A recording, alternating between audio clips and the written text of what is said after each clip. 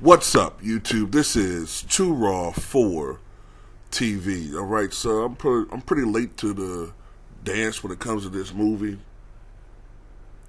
I saw it a little bit under 2 weeks ago for the first time. Black Adam, and I saw the brother Town Biz do his review of the movie, and I looked at some of the box office statistics from this movie, and it cost about $200 million to make. It's a DC movie, not a Marvel movie. I think it's a spinoff of Shazam, which came out back in 2019, and it made a little bit under $400 million, which is over its budget, but they probably were expecting it to make at least $300 million more than that. So it's considered a box office disappointment, but despite that, a sequel is in the works. Now, I'm of the opinion that the reason why I didn't do as well domestically as it should have is because of bad reviews. All right, and this movie has one of, if not the most, that's what I'm looking for. It has one of the most schizoid type differences when it comes to, or vast differences, maybe I shouldn't use the word schizoid.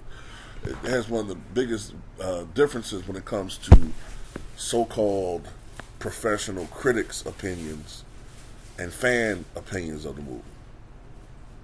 I saw that critics generally gave it a 40% approval, which is below average, but fans love this movie. It's one of the highest rated comic book related movies. As far as fans loving it, it's over 90%. And I had a theory as to what it probably would be, because I've seen some people talk about this movie and use the word woke and agenda movies and all that crap. And I watched the movie, and I'm more of a Marvel guy, but I thought the movie was pretty damn good. I think The Rock played the character very well. He isn't a hero per se, as I guess he would be more in the vein of Spawn or one of these anti-hero type characters where he's not a villain, but he's also not a hero. Maybe a less corrupted Magneto type. But I think the people who don't like this movie, first of all, they don't like the fact that the movie's called Black Adam, and it's supposedly a black character, and a big focal point of the movie is that the people that he once tried to liberate are now under the control of an outside entity, which is something that a lot of people don't like to talk about, which is the colonization of perceived weaker people or inferior people, which historically generally have been brown or black people. All right, I don't usually use that term, but even I think it's apropos here, brown or black people. All right, and a lot of people who are of a certain race that don't particularly like that, but it's the truth.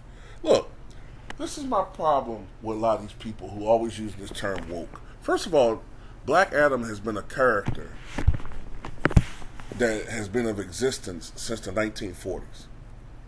And initially he was portrayed as a villain, but over the past 25 to 30 years, he's been rebranded and retooled as an anti-hero type character. Not inherently good or bad. And as far as the acting in the movie is concerned, I thought it was okay. Was it the best movie I've ever seen in my life. No, but the action is fucking incredible in this movie, and to see a character. Because I'm gonna tell you something. I've been telling this to people that I've known for quite some time. I've always wanted to see a movie where a person who is a slave is granted phenomenal powers in that type of realm in the comic book world. Now, we're never going to see it in a traditional way, which is not anytime soon, which is an American black slave uh, in the 1840s or 1850s somehow being granted powers and freeing his people that are having an alternate timeline. They're not going to do anything like that. I always wanted to see that. This is as close as I'm going to get to that. This is a man who was, well, there's some twists and turns in the story, but essentially, let's just say this is a man who was a slave 5,000 years ago, ruled by an emperor, a king, who was ruthless to his people, treated them terribly. When his character temporarily reverts back to a slave or a mortal shell, you see all of the scars that are all over his body, and that just goes to show you how kind of withered he looks. I mean, he's strong, but he's broken down from the years of being a slave, and to see him being granted that type of power and to eventually overthrow the tyrant, that's something that you root for. Now, there's some other, like, twists and turns in the movie that are revealing that I don't want to talk about right now because some people haven't seen the movie, but I think it's a really good movie. I think the pacing is a little bit fast,